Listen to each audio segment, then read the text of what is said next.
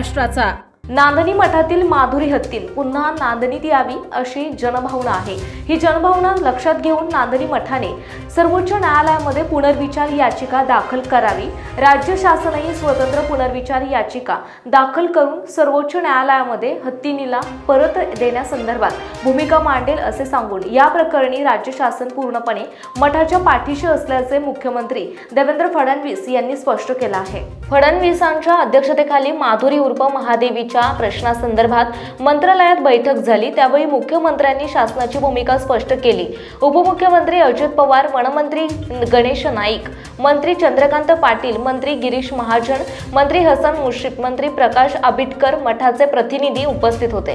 हत्तीनीची काळजी घेण्यासाठी एक पथक तयार करून राज्य शासन सर्व मदत करेल। आवश्यक असेल तर रेस्क्यू सेंटर सारखी व्यवस्थाही करू।